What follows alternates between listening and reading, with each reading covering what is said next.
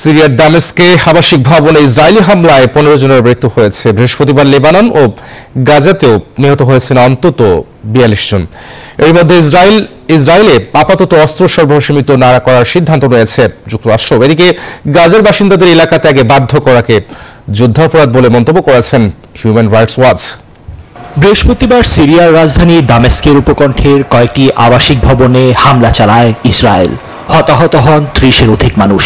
এ ব্যাপারে দখলদার বাহিনী জানায়, দামেস্কে হামলার লক্ষ্যবস্তু ছিল সশস্ত্র গোষ্ঠী ইসলামিক জিহাদের সদর দপ্তর ও অন্যান্য সম্পদ।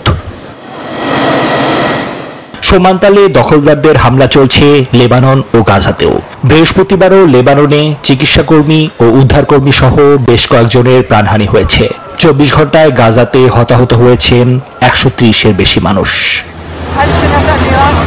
চলমান অস্থিরতার মধ্যেই বৃহস্পতিবার লেবাননের বৃহত্তম খ্রিস্টান পার্টির প্রধান সামির জিয়াজিয়া বললেন, ইসরায়েলের যুদ্ধের অবসান ঘটাতে হিজবুল্লাহর অস্ত্র পরিত্যাগ করা উচিত।